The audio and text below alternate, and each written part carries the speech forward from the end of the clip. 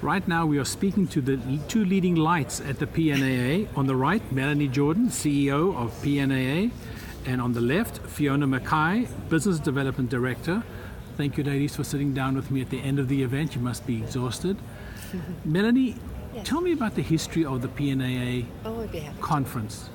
Well, the conference started 17 years ago, and it was quite small at the beginning, but originally it was down in Oregon, and 17 years ago. And then they realized, the founders realized that there was quite an aerospace cluster up in Seattle, and moved PNA up to the Seattle area.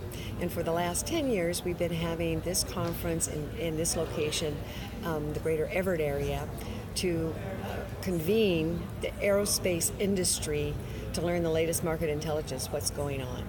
And it's attended by, every year it grows, attended by more and more international guests and delegations from around the world.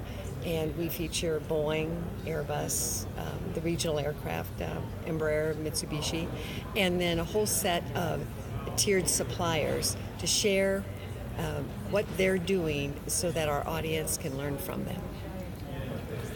Fiona, tell us about the event that ended this evening, or is not ending this evening, continues tomorrow. Yeah. So our conference this year is called Leading Through Change, Managing Transformation. And it's all about how companies can step up to the challenges of the next decade in aerospace. So we're seeing right now that there's a lot of challenges around efficiency and cost, with production rates ramping up and the challenges from the airlines. And we're looking towards the next mid-size airplane, and we're trying to ensure that our members and our event attendees understand different ways in which they can step up to the challenge. And so this year we're talking a lot about Industry 4.0 and how things like digitalization, data analytics, artificial intelligence, robotics, how they can all help to transform your business. Something that I noticed in the last 2 days was the stress on the supply chain and the stress that it is under stress itself from people like Boeing and the changing way that Boeing is doing its business, going further down into the supply chain to cherry pick the parts it really wants to chase for profitability. How do you feel the members of your organization are relating to that? I think they're stepping up to the challenge. I think what you're seeing right now is that a lot of the small and medium-sized companies are really able to step up because they're very nimble.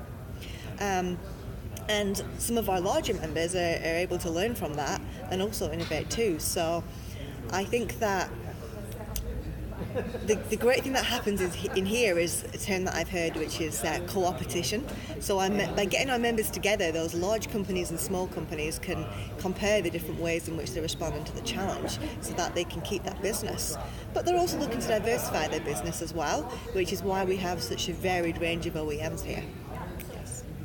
And collaboration is the word of the day. So, many years ago, you weren't necessarily collaborative, but in order to succeed and grow in the future, you have to be. And so that's one thing that Pacific Northwest Aerospace Alliance prides itself in, is convening these different aerospace interests together so that they can collaborate. In fact, our social hour is called Connecting for Collaboration.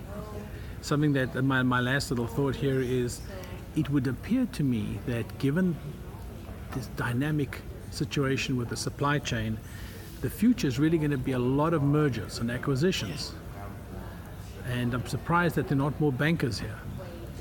They're here. We do actually have a lot of bankers here, but it's really important to our members that they're hearing from grassroots experience from those manufacturing organizations. We do have a lot of support organizations here that are looking to support in banking, insurance, different things, but they're more behind the scenes because they're really respectful that our members want to learn more about manufacturing.